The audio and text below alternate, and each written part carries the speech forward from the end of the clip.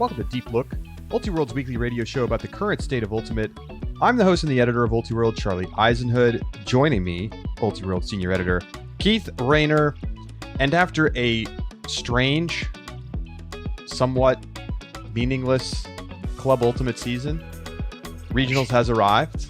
And you know what? Now it counts. Now it counts. All the hype, all the buzz, it goes out the window. You got to win your games. And you got to love that, Keith. You got to love that. Like, the season in many ways starts this weekend. And that's because the stakes are raised, right? Like, no more, this doesn't matter. It doesn't count. You know, I'm sure there are some teams that are going to be in we're just out here to have fun mode. And we'll know who those are, I'm pretty sure. I don't think there's going to be a lot of questions about that. But it's put up or shut up. Like, the structure demands it. So I'm excited at least about that part. It'll be a bit of a proving ground for some of the mid-tier teams, because the top-end teams, we're used to each club season, those teams making it through regionals, so sometimes with a few scares here and there, but for the most part, they know they're going to nationals one way or the other. Although it's also a bit of a weird bid year, so the bid That's distribution is not aligned in the way that we might typically see. Yeah, I mean, especially with most of the Canadian teams skipping regionals this year, it means there's lots of bids for the Northeast and the Northwest. Vancouver Traffic is going to make the trip. They are going to compete, and they plan to play in the national championships if they make it. I'm sure they will. But no GOAT, no Sixers, no Furious. A lot of those teams not going. So I think there's a lot of regionals this year that are typically a little bit more intriguing, that don't have as much intrigue this year, unless there's like a pretty surprise upset. But on the other hand, we're going to see new teams in games to go that have never been there before, which can be, always exciting and a catalyst for future growth of those teams. I also think there are some regions where things are pretty crazy. What's going to happen in Great Lakes Mixed?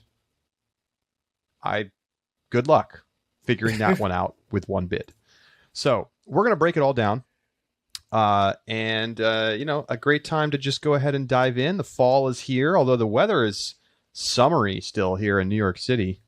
Looking forward to heading up to Devon's this weekend, though, for the always crisp air, and looks like it's going to be beautiful. So love Northeast Regionals. Man, what a great tournament. So, Keith, where should we start? We have 5 regional championships this weekend.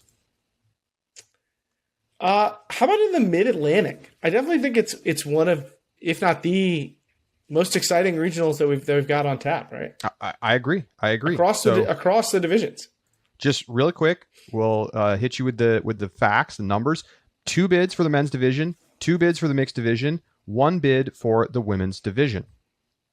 So why don't we start with, I think, arguably the most exciting straight up regional matchup that there is, which is in the women's division. 1 bid, and you've got Washington, D.C. Grit, and you've got Pittsburgh Parcha, the new team. No scandal this year. A couple of other solid regional competitors, but, I think everybody's anticipating Grit versus Parcha in the game to go, and Keith, it should be a battle. It should be. I think that this is probably one of the regions where if you were going through, and maybe this is an exercise we should do after we talk about the Mid-Atlantic region, if you were looking at the bids and trying to say, had we assigned these out in the regular season, where do we think these would have gone?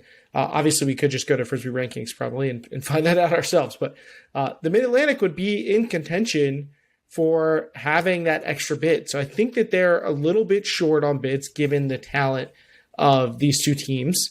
And it's weird because neither of them's really going to figure into the bid. They played once previously at the Elite Select Challenge. Grit gets the 10-8 win. So not a lot to go on there, right? It's a first tournament ever in the history of Parcha. So you don't want to read too much into those results. It's a close enough game that you certainly don't feel like Grit has a huge edge on Parcha. I think on paper, Parcha is the more talented team. Yep. But Grit has had a lot more time to kind of have things gel together. It's really tough to handicap a favorite here. I mean, I feel like it would be a pick 'em if you were assigning a betting value to it. I'm gonna take what I think, as you said, is the more talented team, and I'm gonna go with Parcha to get the job done. I think they showed real glimpses of excellence at ESC, and couldn't put the pieces fully together, but I expect them to have gotten better. Is Grit going to be good enough with the scandal additions? Yes. I mean, they're definitely good enough to win. They're definitely good enough to go to nationals. They've put in the work. They've put in the tournaments. I just don't know. And down the stretch, do they have the horses on the top end of the roster to go toe to toe with a universe line from Parcha? So I think I take Parcha in a close one. I think I fall with Grit here. They had a couple more tournaments during the regular season. They get to go to the Pro Championships where, sure, they didn't win any games, but getting to cut your teeth against, Brute Squad, Molly Brown, Phoenix, Schwa, Nemesis. In the back end of that tournament, they were giving Molly Brown and Nemesis close games in consolation play. Like, that is valuable reps for them. They have a win over Rival.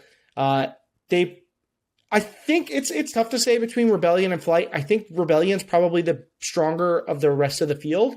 And so should things go to seed, that's who Parcha will see in semis. I think they could get tested a little bit more in the semifinals, and that also could favor Grit. That's how the format plays out. So I'll take Grit actually to take what I think is an upset in our power rankings. No, Grit's higher. They're at 11. Parcha's at 14. But what might be an upset in a lot of people's minds, given all the buzz around this Parcha roster, it's disappointing that one of these teams will be in nationals. In the mixed division, Space Heater and AMP are definitely your two heavy favorites to make the national championships, but that should be a great game. Space Heater does look like the better team so far this year. They look like a very serious national championship contender, but of course, AMP's got a couple in the pocket. So even if their roster isn't as strong this year, they've been there before. This should be a fun one, Keith. I mean, maybe you look at Rally or another one of these many, many mixed teams in the Mid-Atlantic to be able to make a push, but this does feel like, Space Heater and AMP battling it out for the top spot, and then, kind of a routine game to go. It's perhaps unfortunate because I think that this is as usual, a top to bottom, very talented regionals, but you're talking about a different weight class when you're talking about Space Heater and AMP. So there are good teams here, your Alloys, your Rallies, maybe your Fleets. We've seen other teams like Jug Handle, Loco. These are teams that have deep region.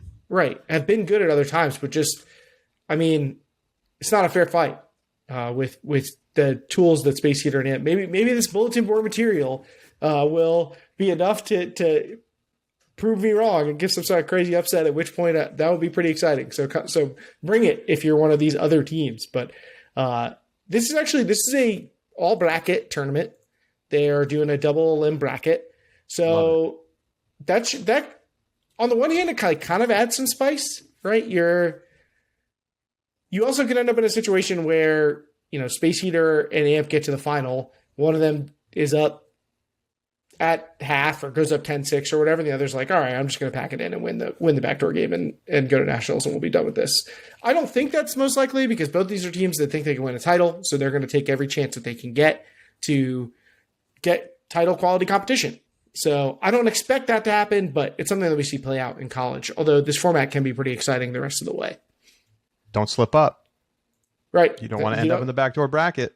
You don't want to end up in the backdoor bracket. You don't even want to end up in a situation where you're winning a double game point in semis and suddenly you're a little bit worried about how you're going to be conditioned for finals. You don't. You taking Space Heater, AMP? I'm going to take Space Heater, although it feels very in line with the narrative for AMP to win regionals and then Space Heater to do better in nationals. I think that based on where these two teams are at right now, not necessarily their program histories, that feels like a thing that could happen. But Space Heater just seems like a juggernaut to me. I mean, the thing about Space Heater that I feel like is at least somewhat of a question mark is how much have they played and practiced? Mm-hmm. A lot of people were at a wedding during sectionals. So, I don't know. It's not hard to imagine AMP winning, although I do think Space Heater is clearly the more talented roster this year. So that's going to be a fun one. It's going to be a fun one. I also take Space Heater. So let's move to the men's division. Truck Stop, certainly the favorite to win. Then you've got Temper, but there's depth here. You've got Vault, Garden State, the Phoenix and Phantom teams out of Philadelphia. There's too much PH going on there. And so this is always a fun one. We've seen the men's division at the Mid-Atlantic Regionals be exciting for many years. And while I think Truck Stop's pretty clearly going to qualify, I don't know that I feel entirely confident that Temper is a lock, even if I think they're still clearly the most likely team to advance. Are you sure we're not selling short on a team that beat Pony and almost beat Bravo? That seems like they're solid. To be fair, when we actually looked at their resume, when we sat down and talked about the Pro Championships, they mostly beat Inception and Lotus. Lotus is pretty good. I'm just saying that this is a much better resume than what you're going to find on any of these other teams. I think this is a much better Temper team than the years that they missed nationals. Yeah, so I think that they're probably a bigger favorite. I mean, Phoenix is and Phantom, like those are reasonable challengers, but they need to have a merged Philly team if they want to be serious at regionals. Yeah, and Vault is also good. However, Vault's good. Vault maybe kind of, in my mind, bridges that gap between the Tier 2 teams and the Tier 1 teams. I think that they have a real shot if they get the right situation. I don't know, like straight up, if I think they're going to beat Temper. But, you catch Temper coming off a disappointing loss in the final or something like that. I think that they are a good enough team to take advantage. I'm still taking Truck Stop and Temper, though. Yeah, I will as well. Okay, let's move on to, I guess I would say let's go to the Northeast. That was one of your favorite places. That was another a double limb bracket, by the way. I feel like this is not something we see in club. I feel like this is typically a college format.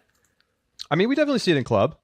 It just, I think, depends on the year. Maybe it's just 2 years off. For many years, the Northeast was doing bracket, but I think last time they did pool play, and it was weird because they had like meaningless crossover games in the mixed division. I don't know. I didn't like it very much.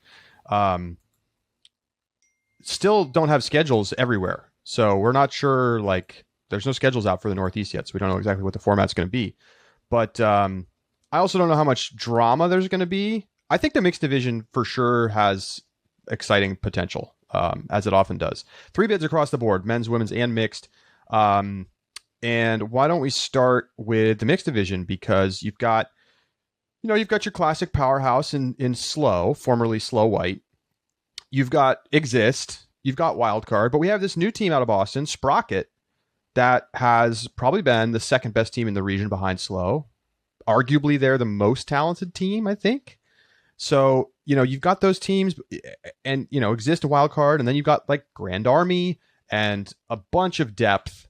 I think that there's very likely going to be a surprise upset along the way. We've seen that in the past. Remember when Grand Army pulled that off a couple years ago? Exist ended up going to nationals after they beat Grand Army in the game to go.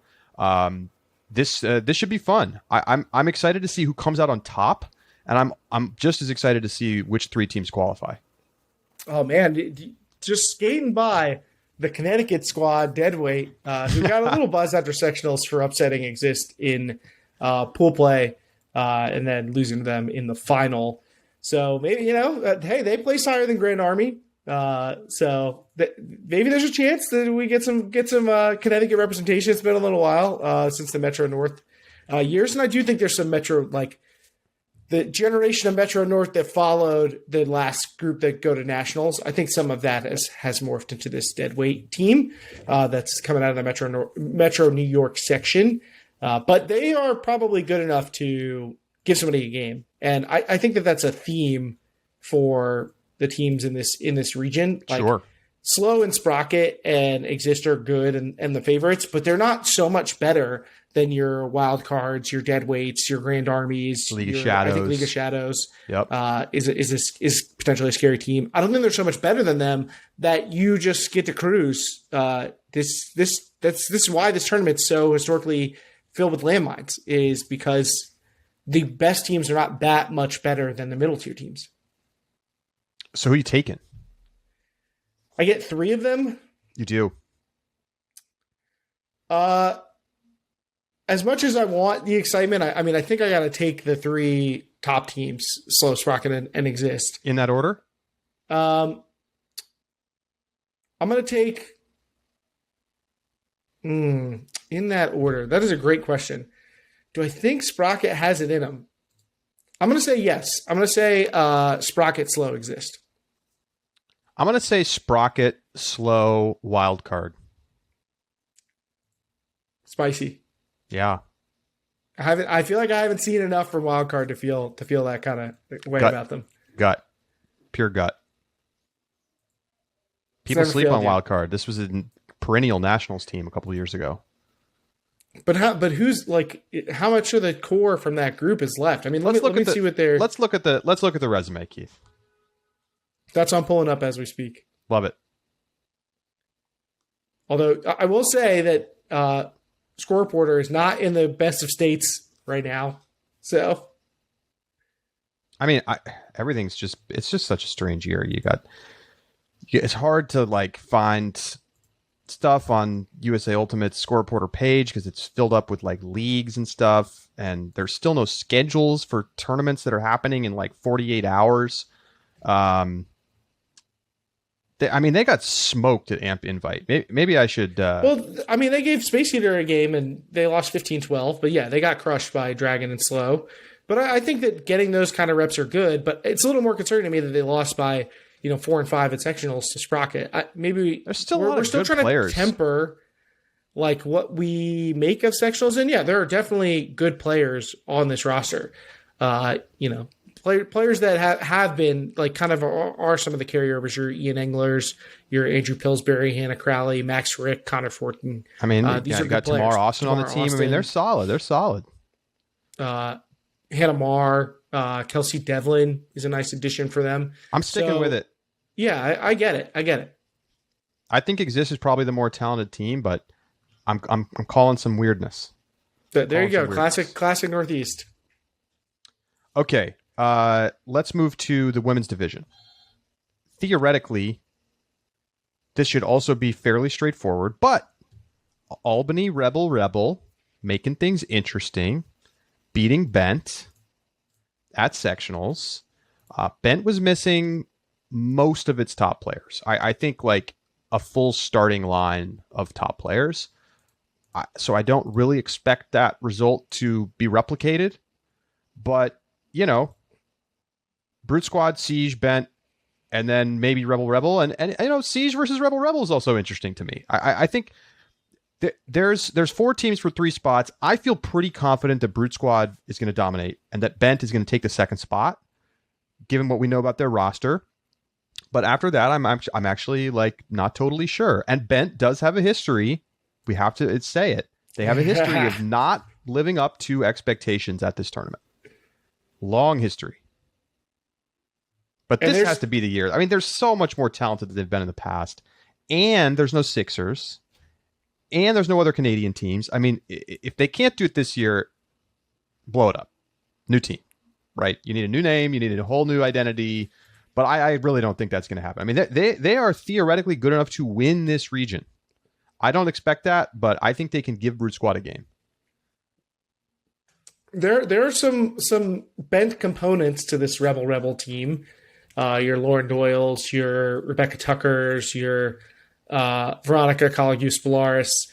There are some players who are going to be pretty familiar with Bent and the history there. But I actually think Bent has I feel like they've had changes at the top that maybe can help exercise those ghosts. Having some different leadership. I think Bent's going to be okay to pull this off. You didn't mention Team of Friends. The Boston Team of Friends. Squad, Team of Friends. Yeah. Are we worried about this Brute Squad alum heavy roster at all.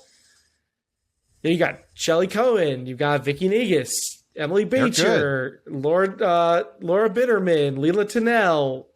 I'm skeptical of the fitness and the focus enough to say that it's not going to happen. But they have the raw frisbee talent to be an upset team. And here's some of these teams, I almost wonder, would they even want to go to nationals? Would they want to spend the money to go to nationals? Would they want to look over at a crying bent sideline to take their bid? You know what I mean? Would they be able to live with themselves? Sprout didn't want to go to nationals the year that they almost beat Pony to knock them out. I guess you'd rather win the game, knock them out, or decline the bid, right? It's so easy to say that you didn't want to go to nationals after you've lost at regionals. That's true. It's cheap talk, right? If you got to win the bid and then pass on it, and then you're going to tell me that you're not going to go to nationals, I don't buy that one bit. I think they'd go. Team of friends. Look, this is not going to be the Northeast is of course never going to give it to you. No one wants to play them. No. Nobody wants to play them at regionals. Nobody.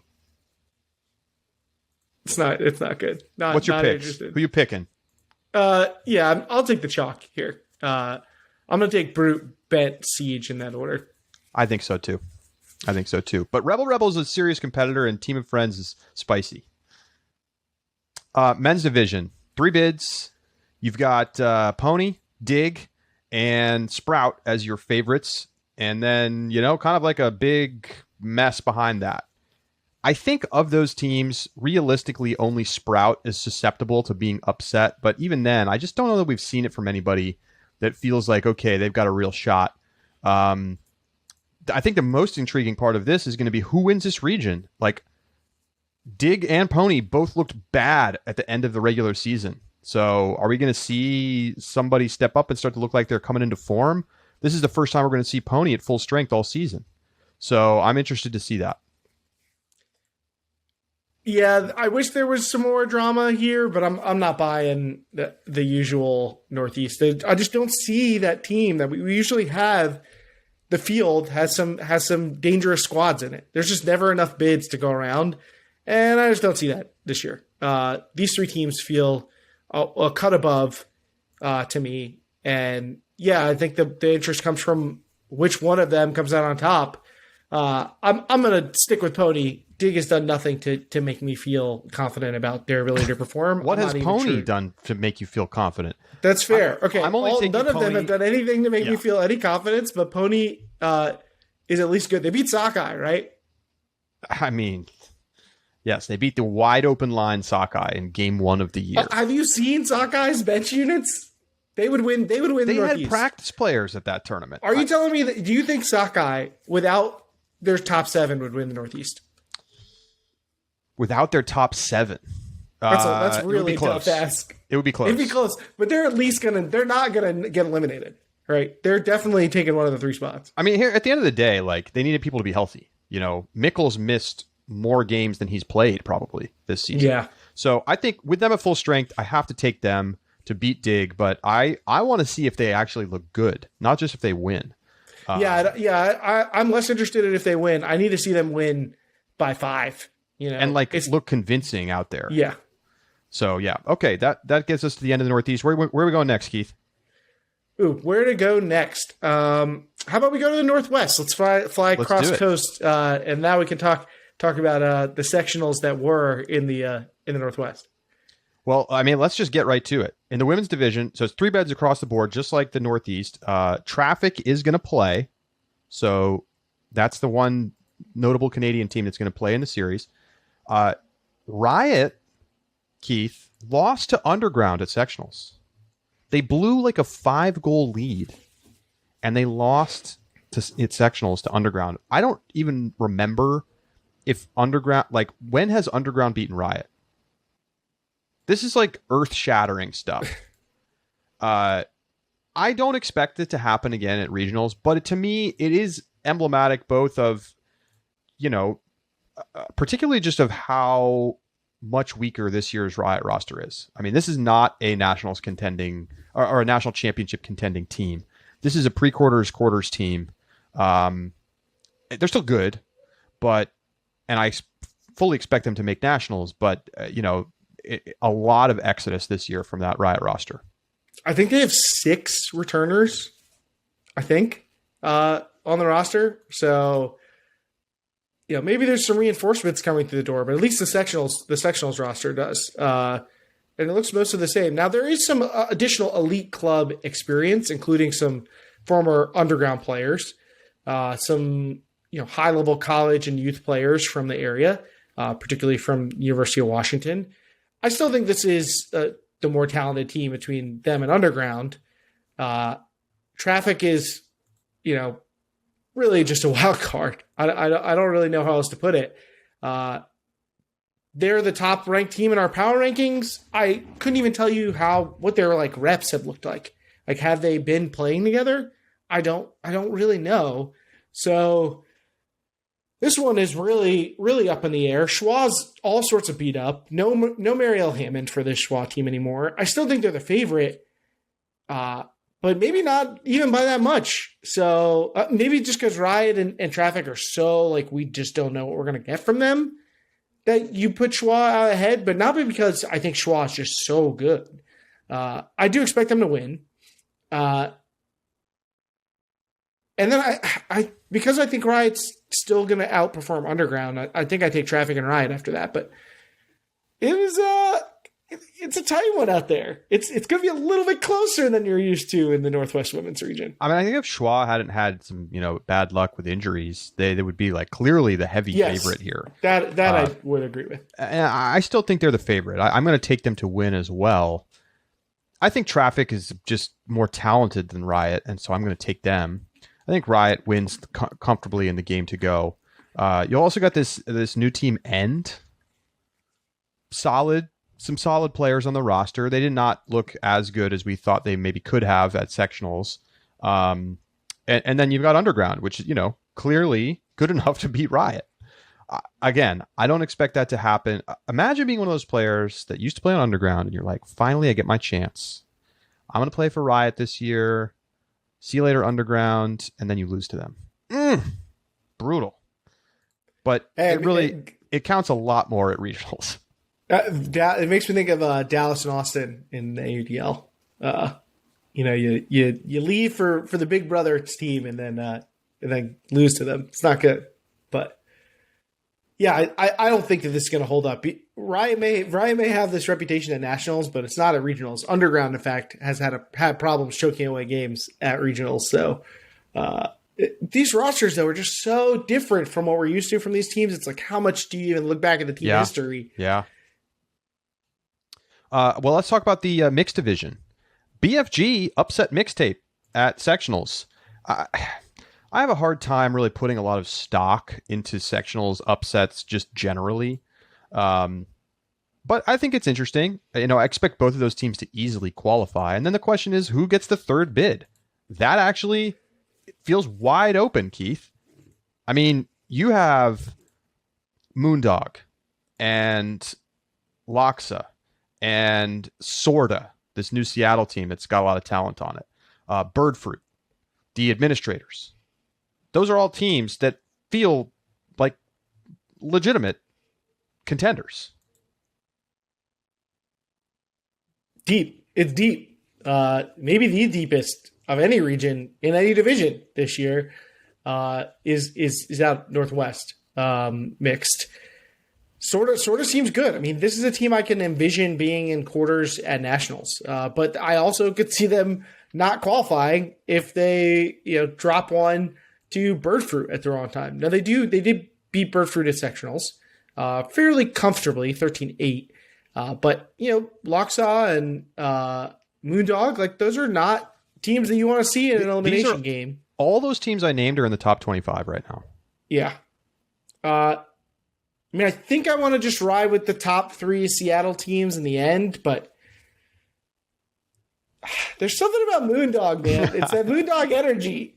You know what I mean? Everyone wants their gear. What are they going to have this year? What a bar to live up to. Do you think they could sell gear at nationals without qualifying? Yes. That's a lot. That's a They lot should of set up a brand equity. booth. They should set up a bbooth. Send it to 100%. Ultiworld. We'll take care of it. We'll just take a look. So, give me your order here. Oh man, I'm definitely taking mixtape BFG at the top. That's no question. That's a lot.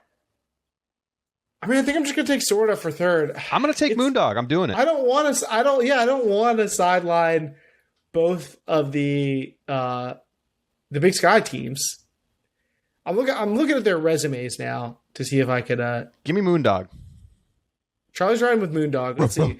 So Locksaw, they have some close losses to Toro and Lawless. They beat Kansas City United back when they had Cammy Groom. That's solid impressive. Team. Some 5-point losses to Burford Moondog and wins Mixtape. at sectionals. Yeah, they lost to Moondog twice on by 1 each time at sectionals. They beat Moondog at Smut 10-8. So that is a very, very close matchup. This could come down to form, like when you see who. You know what I mean? We don't have a schedule. It really could come down to format. Do we not have a schedule? I thought we did. No? Dang. I don't think we do for mixed. We do in women's, I think, but not in mixed. Got it. I think you're right. So it could come down to that, which gives me a convenient out should I want to change my mind. But I'm going to stick with Sorta. I'm taking Moondog in that third spot. Okay, men's division. Your 3 bids, and this is also interesting in the final bid, huh? Obviously, you have Sockeye, you have Rhino Slam, 2 top 10 teams. Expect them both to qualify comfortably. But then after that, do you take Emerald City, the second team out of Seattle, or do you take Killjoys out of Utah, who, by the way, just added Jordan Kerr to the roster for the series? I think this is going to be super fun. No Furious this year. So that opens the door to one of these teams that I don't think has ever made nationals to make the trip. I mean, if you have something to say about the top 2, great. I mean, by the way, I could see Rhino upsetting Sockeye. It's plausible. I don't count on it, but I think it's plausible. This show has been so pro Rhino this year. I'm on the hype train. Me too. I was just watching some Rhino tape, and they've been inconsistent, but they are going to be tough to deal with at nationals. I want to buy in the hype, but I can't buy in the over Sockeye hype. Okay, that I'm not feeling. I don't think I'm going to actually pick it, but I could see it. Emerald City Killjoys or somebody else, Keith? Who's taking the third spot? Can we just give it to a different region? Come on. Killjoys is a top 20 team. I'm still just mad at Emerald City for wearing those white jerseys with the silver numbers or whatever. Apparently, That's not how they were supposed to be. I don't know, man. That feels like it's a direct insult to me personally. It feels like they're attacking me personally as a commentator. There's tiny little font in the bottom of the number, and it says "Screw you" at Full Field Hammer. Yes, it does. I believe it. These teams feel like a fairly even matchup, so I really feel like you're going at a coin flip. I'm trying to not just grab onto the fact that Emerald City had such a disappointing earlier performance in the year. It's such a small data point in the scheme of things that, it's from months ago, right? Like, I guess everything feels compressed. Killjoys probably has a better resume. They definitely have a better resume. They're 13-2. But let's also add that I always say it's a big warning sign when a team's best results are close losses, and that's what theirs are. Close losses to Pony and Lotus. Yeah, but you don't really have much better to get excited about for Emerald City. I mean, there's just not much they can do. I mean, they stomped everybody at sectionals. I just think generally I'm going to take the team that has the top talent in the area on the team. This is like the BYU alum team. There's a lot of good players on this roster. Jorgensen's, obviously I already mentioned Jordan Kerr, Devin Terry.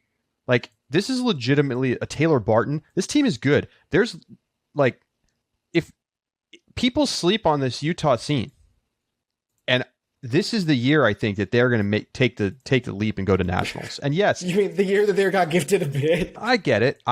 They get the bonus bid. There's no Furious, but I think they would have been competitive with Furious at regionals. So I actually expect them to win comfortably. That's my take. I guess I hear that. I hear the like, oh, they have the top college. They have all these good college players, which kind of was the MO of Emerald City in years past. It does not feel like that this year. When you look at their roster, you see a little bit more seasoned vets. Mark Burton, they had Adam Simon this year.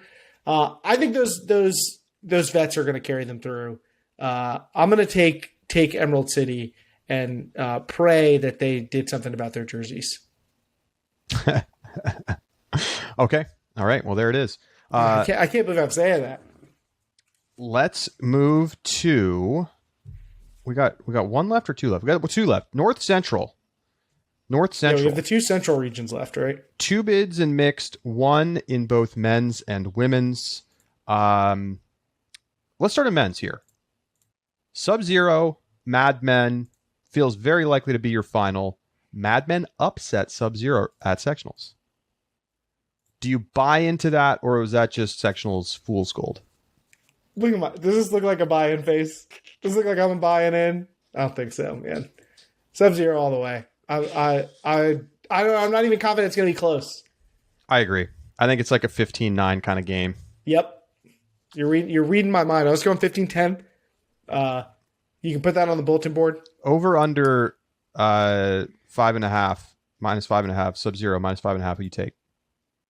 I'll take Mad Men to cover 5.5. Okay. All right. Done deal. I feel like the market would really jump on that, given the that's fair. That's fair. I Mad Men is a solid team. I just think Sub-Zero is an elite team, and solid teams don't beat elite teams at regionals. Right. Sorry. And Sub-Zero is almost as good, I think, as Mallard 2. Why aren't we talking about Mallard and Mallard 2? They qualified. Mallard 2. If they make... Okay, what are we going to do if Mallard 2 wins the lone bid out of the North Central? We'll do an episode of Deep Look presented by Mallard 2. We'll have them on, ad. The whole team. They could just have them send in an ad. An ad read. It's a little concerning that they lost 13-2 to Mallard 1. That's a red flag. But come on, Mallard 2. We can do better. They're playing rope-a-dope, Keith. Okay, in the women's division, you've got Pop out of Minneapolis. You got Heist out of Madison. Are either of these teams what they used to be, Keith? No, there's certainly been a little bit of a drop off, I would say, from what we've seen in years past. And handicapping a matchup between them is just as fraught with peril as it's ever been. It's never been easy. I feel like Heist has had way more turnover, so I think I would take Pop, but it's Pop tough. Only played sectionals. Yeah. And they beat Heist 15-6. So that's enough for me. I'm taking Pop. I think Heist is it's a shell of what it once was. And there's some solid players on this Pop team. Courtney Kiso, May Hecht, Biz Cook. They're maybe not as good as they once were, but they're still a solid team. And I think Heist is just not really a nationals quality team. So give me Pop by a lot. Pop by a lot. I'm with it. Okay, and then let's move to the mixed division. Some intrigue here. This one is certainly of the three the toughest to pick because of the quality of competition. Now, Dragon Thrust is a step ahead of the rest, but then you get into your Noise, your Kansas City United, the only other ranked team in the field, CLX, who upset KCU at West Plains sectionals, and then the usual crop of teams that have had their moments over the years, your No Touchings, your Star Powers, your Birds, but have never been able to be consistent. What do you make of this lineup? Well, give me Dragon. Obviously, they're a top 5 team. I think they qualify with the win very easily. And then after that, I'm really not sure because CLX beating Kansas City United at sectionals, like a lot of sectionals results, I just say, whatever. But that one, I'm like, because CLX has a long legacy of being very good, and Kansas City United is kind of a new team. I'm not positive that KCU is going to be good enough to get past those teams and Noise. I think if I have to pick right now today, I'm taking Noise. They have a lot of good talent. I don't know how much chemistry they're going to have and like how many reps they've all had together, but like, this is the down year for Heist and Mad Men means the up year for Noise. So I think that's where I probably place my bet. Couldn't have said it any better. I'm with Noise. I actually want to buy some Noise stock now before nationals because of the talent level on this team. You look at, obviously Robin Fennig is going to be the thing that draws the most attention, but there are good other players on this team who've been playing in this region. Some new pickups. You have your Marge Walkers, your 40 Quarentas, Cleopa Klemba is a nice ad. Dylan DeClerc had a great AUDL season. Kelson Alexander, Vanessa Canaday. I mean, Rami Paust, I think, should be a potential like breakout kind of quality player on the club's team. Dylan DeClerc. I mean, they're good. They're legitimately, there's a lot of good players on this roster. Brittany Paquinos. Daniel Garlock. Like I like this roster a lot. I like Noise.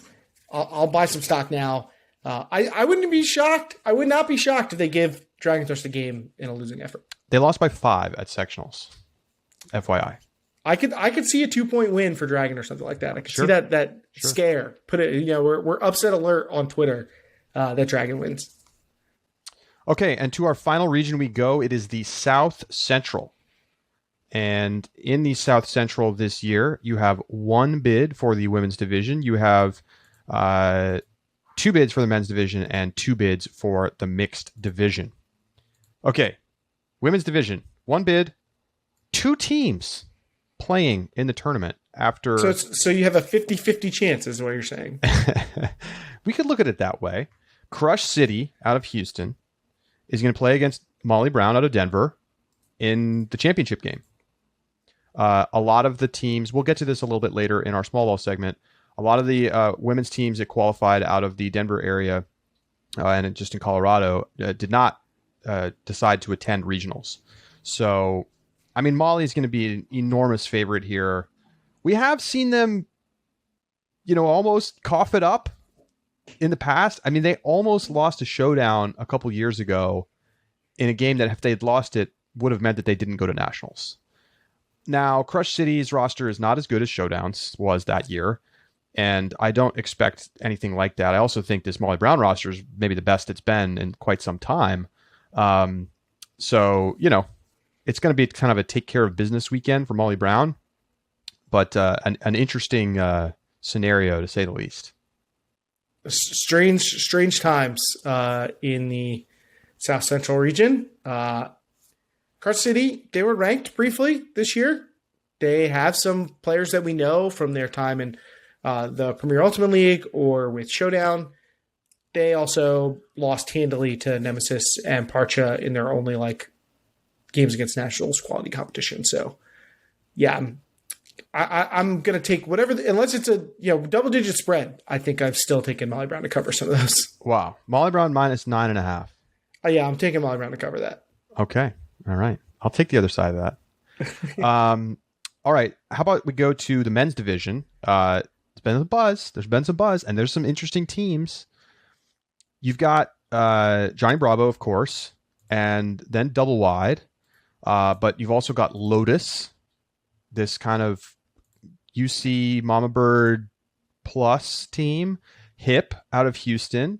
Flash Flood, we've talked about, out of Dallas. So, Keith, do you just stick with the chalk here and say it's Bravo and Double Wide again? Every year there's buzz in the South Central, and every year those teams qualify. Exactly. we've seen moments from some of these South Central teams. I get the Lotus hype. I expect Bravo to win comfortably come the end of maybe we should just pick Inception. Maybe we just need that Inception energy. This is the year. This just if we all believe hard enough, maybe it's the year for Inception. I mean, if there ever was one, could this be it? You know what I mean? The Lotus, it is a lot of the folks who were on the most recent Mama Bird team plus a couple older guys, but who's on double wide this year? That's literally, I was just thinking the same thing. Here's the thing about Lotus. Double wide is ranked number 13 right now. Lotus is ranked number 14. So in theory, this should be a very tight, very close, very interesting game. I just don't know if I believe that it will. Like when I really think about it. When I look at this double wide roster, it is not exactly like the semifinals, quarterfinals contender roster that you've come to know. I mean, there's Matt Armour, there's Kyle Henke, Noah Chambers, but like when you think of double wide, like those are not the stars of the team that you think of. Abe Coffin's on this team, but it is a little thinner. They lose Jay Frood, Right. It's a little thinner than usual. I still think I'll take off them by the other Texas teams. I think I still take them too. I mean, they beat Hip 15-8. And Hip's solid. I think they're going to get pushed by Lotus, but win. I agree. I don't think I think it's as close as it's ever been, but I still think double wide's a 2 or 3.5 point favorite against Lotus. Yeah, that seems about right. I'm taking double wide though. Yeah, I'll take Bravo and double wide. All right, mixed. Mixed, you got Fort Collins Shame, Dallas Public Enemy, and then how about this Austin Waterloo team that beat Public Enemy at sectionals? You put any stock in that one, Keith? Put some spice. I mean, they beat them by 1, and I think it was pretty windy. If what I've heard is correct, not a lot of consistency from Public Enemy this year, but I mean, I think they're the better team. So I do put some stock in it. I'm not saying we throw it out the window, but I'm not buying Waterloo based off 1 point windy game. What about Love Tractor? Do you put them in the mix here? Yeah, I think you've got to consider them. They have not. Was sectionals their first tournament? No, I don't think so. Okay, no, they played PEC and Pro Championships. Okay, I'm wrong about that. What they don't have really is wins. They beat Public Enemy. It's easy to have overlooked them because normally they win all their regular season games and then lose at regionals. Maybe they're going to flip the script this year, Keith. Hey, and sometimes you got to mix it up. We got excited about them in the beginning of the year. It was kind of like, oh, they got Henry Conquer this year. Maybe he can add a little firepower. But look, the talent level on this team still feels like it outpaces even Public Enemy. So they got smashed by Shame though, 15-7. I mean, Shame's really damn good. I know. I think there's a pretty real chance that they're the second best team in the region. Second best? Yeah. All right. Shout out to my boy Zach Nager. Helped us win a Summer League championship in New York City. Shout out to Dallas Hang Time, which I think is a revival of a really old mixed team roster. Not roster, team name. I don't know if do you have to get permission to do that? I don't know. Dallas Hang Time is back. It's no holes and poles, but we'll take it. So I'm gonna still take Shame and Public Enemy. I just think we've seen the top end skill from those teams outpace the other teams in this region. I think Love Tractor finishes in that game to go spot and loses in the game to go, probably to Public Enemy. I'm taking the upset. I'm taking Shame and then Love Tractor. Okay. It feels like this is the year. Like a dangerous dart throw to call for Love Tractor. They've let us down before. It's like picking NC State men's in college. Like, it's trouble. But I'm gonna do it. I'm going with it. All right. Well, there it is. Those are your regionals up this weekend. What game or division or whatever are you most excited for, Keith? Oh man. Of all the ones that I'm most excited for, I think of games. I want to see Space Heater Amp. I just don't know if we're going to get that full blast matchup between them. For tournaments themselves, although Rhino and Sockeye is pretty interesting too. For tournaments themselves, there's some close ones. I feel like North Central mix is exciting, but I don't know how good even the teams below that, like below the line, are. So I think with that in mind, the New England mixed or the Northeast mixed is maybe higher on my list there. Okay. I'm excited for Grit Parcha. I'm excited to see how Pony looks. I'm excited to see the men's game to go in the Northwest. I'm excited for the craziness that is going to be the mixed division in the Northeast. Northwest mixed too. Shout out to that. That should be pretty good. It's going to be a good one. Alrighty. We're going to take a quick break. When we come back, we've got a little small ball to play. Stay with us.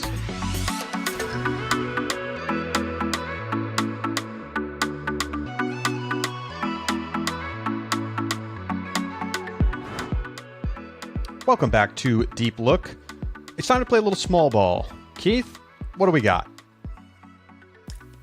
Well, maybe this isn't small, that small, but I feel like we've got to talk more about the situation in the South Central women's regionals. Like we mentioned, they're down to just 2 teams remaining after some teams have dropped out. And even one of the remaining teams, Denver Molly Brown, issued a statement about their participation, their concerns about participating, and the actions they're going to take to help make up for the damage they might be causing by participating. So this is not your typical setup going into regionals. Well, yeah. So for those who are out of the loop here, let's break down what's going on. A number of particularly Colorado-based teams have expressed concerns both privately with USA Ultimate and in some cases publicly on social media about the tournament being held in Austin, where COVID cases are fairly high, especially relative to the rest of the United States.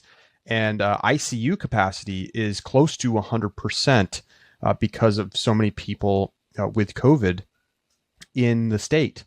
And so there has been a lot of teams trying to push for USA Ultimate to move the tournament out of Texas, presumably to Colorado. And, USA Ultimate declined to do that. Of course, they decide where regionals is going to be back in like April and May. And it was been long decided that it was going to be in Round Rock, just outside of Austin. And then secondarily, the Texas state legislature recently passed one of the most restrictive abortion bills in the country. And, it's going to get taken up by the Supreme Court. And, it's certainly questionable whether it's even constitutional. But that's been, a big sticking point. And some teams have said that USA Ultimate should be making a statement about that, coming out against this, that holding the tournament in Texas could even be seen as, supporting what's going on in Texas. So a bunch of the women's teams have declined their bids. In some cases, very much explicitly because of the COVID situation, and maybe sort of secondarily because of this abortion law. It harkens back a little bit to when the college championships were held in North Carolina, when they had some the bathroom bill, as it was called, referring to the trans rights restrictions that were being placed in the state. And some teams were, you had universities that were saying they weren't going to spend money on travel to the state of North Carolina. So some teams were like not able to use university funds or had to go through other channels to go. And the team from Western Washington in the women's division couldn't participate as the Western Washington team. They had to be a separate club. For that, you had players protesting while on site. So you can kind of see the parallels between that sort of like, there's a social political issue at play in this area, and we are uncomfortable offering like support that feels a little bit like saying we agree with the way this is happening. And that sparks some interesting conversation about, is it better to support the folks in the community who disagree with it, or just kind of disavow the state altogether? I've heard that some alternatives were offered, like some potential solutions were trying to offer from teams, but certainly a difficult position for USA Ultimate to be in. I do think they probably could get some goodwill by issuing a statement on the matter. They did issue a statement to Ultiworld, and it's in the article that we wrote about this. But a public statement, saying like, "Hey, we are against the things that are going on." I don't know, Keith. I get why people are upset about this bill for obvious reasons. Mm-hmm. And I get why people might not, feel like wanting to go and spend money in Texas because of that. But I don't really think it's a fair standard to hold USA Ultimate to say, you're not allowed to hold events in places that have legislation that I disagree with, or in some way politically I disagree with. How is that a standard that can be applied with any kind of like logic? Like every place is going to have something that somebody doesn't like in the laws. And so it just feels like a bit of a topic du jour here, and like a kind of like a zinger at USA Ultimate. They cannot, it's the same when people were saying they should move nationals out of North Carolina. I didn't think that made any sense at the time either. That's even more crazy logistically impossible. Even if they could have moved regionals, which I think, like theoretically, they probably could have figured that out if they wanted to. I don't think that USA Ultimate should have the onus on them to come out and make a political statement about every topic that people in the community disagree with in some way. It's just not, you can't apply any kind of consistency to that. And nor is it really their role to come out and say, we disagree with this political topic.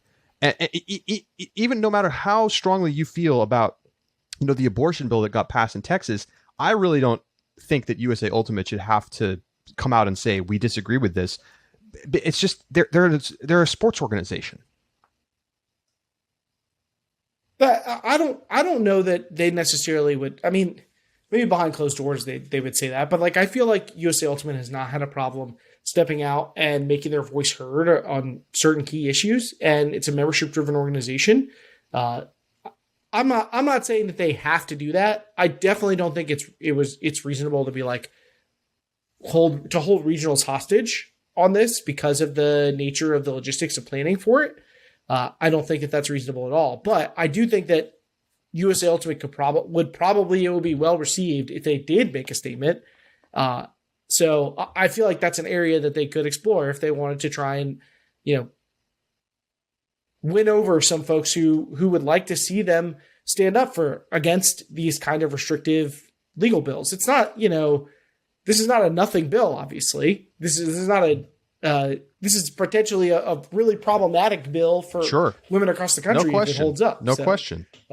And I get that this is not, USA Ultimate is not an anti-abortion organization, or an abortion, or either way. They're not on either side of this debate per se. But, some stuff, the same way we ask people to stand up, for other causes, I don't think it's unreasonable to say like, hey, can you address this issue? I guess I just, generally, I don't think that they should have to address political topics for things that are like in places where they operate, which is literally by definition the entirety of the United States and Canada. Mm-hmm. Sure, if they want to come out and they want to say we condemn this legislation, I don't think people are going to have a problem with that. And you're probably right. I think a lot of people would be glad to see them do that. But I don't feel like any time there's legislation passed that people do not like, or that like somebody doesn't like, and they go on Twitter and they say, hey, at USA Ultimate, what are you going to do about this legislation that just got passed in X place? Well, when that's not necessarily the bar here. The question is, do the people at USAU feel like the legislation is problematic enough that they would like to say something? Like that to me is sure. where you meet that bar that would be necessary. Or I guess in theory, USAU is generally going to align with the community. And if the community is in uproar about something, I bet that most of the people at USA Ultimate feel pretty similarly. We have a fairly homogenous community in that way. Yeah. But yeah, I get what you're saying. Like, where's the end point to this, right? Like, if 10 people disagree with this thing, like, does USAU have to make a statement about it? What if those 10 players are the 10 best players or whatever? I get it.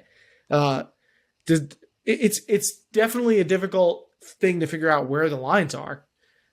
So that's why I think it's on USA Ultimate to decide, like, if they feel like it's important enough to them to say something.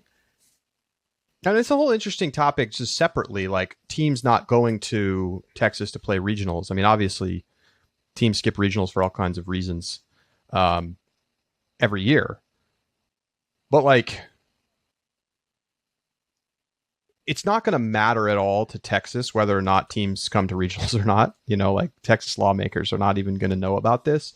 If teams feel that it's important to them not to go, I totally get that. Whether it's COVID reasons or whether it's about this abortion bill, I think that, I saw a comment somewhere from somebody from Texas who plays on an Ultimate team in Texas, and they were like, please don't take this out on like Texas Ultimate players. Like, we're not the enemy, and like it hurts us not to have the competition. And like, I get that. It sucks a lot to have a 2-team women's regional championship.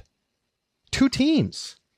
In a region that's already had a hard time, like generating strong women's programs. I think it's like, it feels like it sucks all around. The COVID situation sucks. The abortion bill sucks. And the fact that there's a 2-team regional also sucks.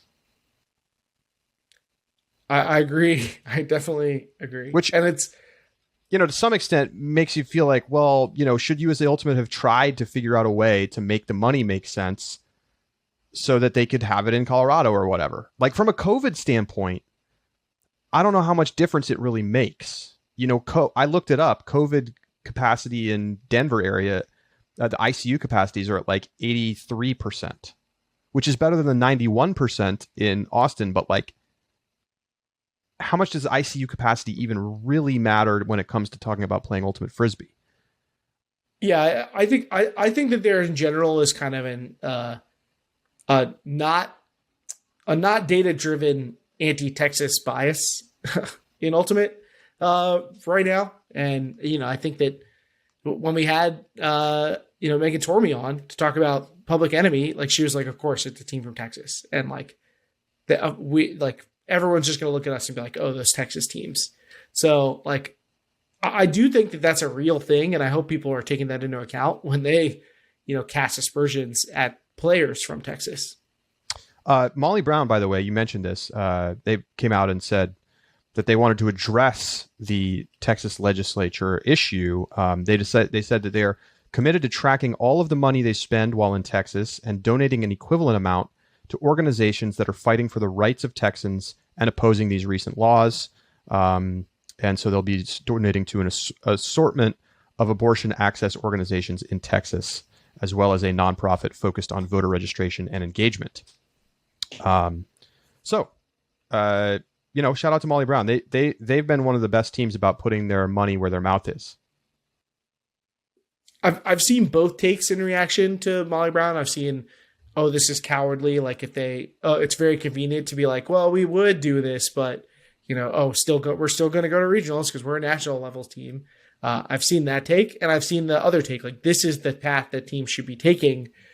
This way, they don't hurt the teams that they would compete against, but they do support the causes that they want to support. What is it that people hope to see, like, out of Molly Brown? Like, if they don't go, what is that doing? What is that really doing? Making a statement, Charlie. But this is more than making a statement. They're giving money to organizations that actually do things. Them not going to regionals is just, doesn't do anything. I mean, maybe you say, wow, what a,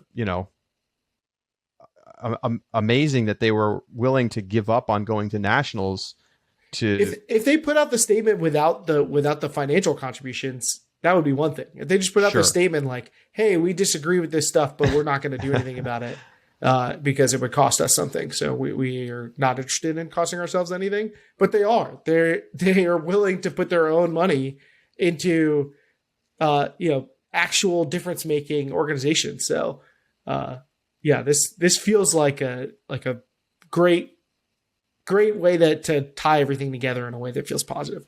All right, let's move on. We just got to get the college hype train going, Keith, because we're like, do we? You don't have to tell me. We're like 2 weeks away from conferences. That's insane, Charlie. We have not had our first practice. Are you going to conferences? We don't have a conference date or location yet. Oh, so okay. TBD. TBD. Yours is going to be late October, presumably. So, yeah, the first conference tournaments are coming up first week into October. And so things are happening. We have college ultimate right around the corner. And, this sort of quasi national championship coming up in, just a couple of months. So where do we start here? Where do you want to get the hype train going, Keith? Are we calling it a quasi-national championship? I mean, I guess we can call it the national championship. We're going to have to sit down and decide. Like, is this the 2021 national championship? Is this the real deal? It counts just like all the others? I'm good to call it that. Some teams are going to get screwed because their universities won't let them play with alums. But how can you not put an asterisk on this season? You probably do, but let's figure it out first. Let's see the rosters that make nationals first. Okay, that's fair. So my stance all along has been that most of the power programs are going to benefit from the roster changes. And I think you're going to see that bear out. I think you're going to see, your North Carolinas, your Colorados, potentially your Oregons, Washingtons, UMass in the men's division. Like, those are the places I think that are going to benefit. Pittsburgh. Yep. Like, big state schools in general, well-established ultimate programs, they're just going to have a big head start. I think that they're more likely to have engaged alums who want to participate, but also more likely to get the permission to do that. And I think they're going to have a lot of the infrastructure necessary to carry them through the kind of weird off season that we just had. I imagine that some of the like more mid-level teams have barely communicated or done anything in most of the year. I bet that's probably not the case for the Pittsburgh programs, right? I doubt that that's the case for them. Yeah. So teams that have players that have been playing in elite club circuits or something like that, I just think all those teams are going to have a huge advantage over most of the field. And those are the teams that I'm worried about as far as like their ability to. If I'm in their division, I'm worried about trying to see them. North Carolina sweep. Oh, that feels very possible. What's the odds on that? It's like plus 300. It's not that crazy. I think those are the two favorites in the divisions. Yeah, I think you got to get more than plus 300, but because I think each team's got to be plus like 150 at least to win their respective division, right? Yeah, maybe. I mean, it's weird enough year that probably, but the talent is crazy on those teams. Yes, I mean the North Carolina women's team I think put out a roster and it was like 75 people and they all were like elite club players. Crazy. that was overstating it, but it was close to both. They're all unstoppable. Everyone is unstoppable. This is the closest year to RSD being real. I heard Brown University wasn't going to let them play with their alums, and then they waved their national championship around. and I guess the Brown alumni like went to the mat and convinced them to change their mind. This is exactly what I'm talking about. Griffin Cow is on my fall league team, and he told me that he's going to be playing. He's graduated as of 2020, and he's going to be back playing. So I'm hyped. But you're right. This is definitely what I'm talking about. That's exactly what you're talking about. That is exactly what you're talking about. So I know some schools are not going to have that luxury, but we still don't really know which is going to be which.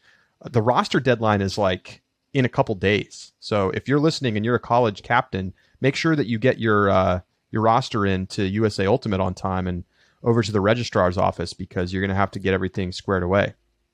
Yeah, if you haven't done if you haven't started the registrar process, contact USAU and your registrar today. Literally right now. Contact USAU Pause and be like, the podcast. Hey, we are behind on this. I think they will be fair. I think they will be somewhat lenient on the deadlines if you communicate that you're trying to. Yeah, I agree with that. If you just wait until the deadline day and try and figure it out, A, they're going to be super busy, but B, they're going to feel a lot less inclined to help you out. So if you want to help yourself and you haven't gotten started yet, start putting in the work right now.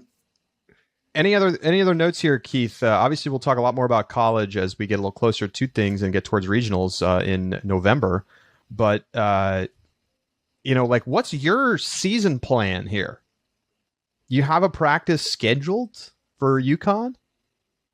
Yes, we have our first practice on Thursday. Nice. So yes, we are practicing. I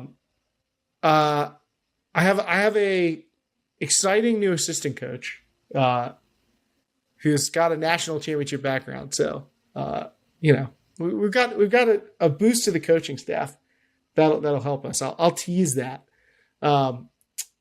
So our plan is very we're treating the fall like the fall of any other year, and we're focused on the 2022 spring and beyond, because we have 5-6 returners this year.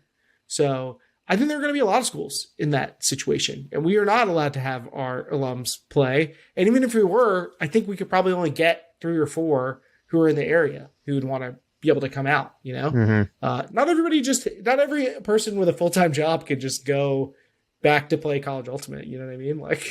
It's not that easy. Would you go back and play for American if you could?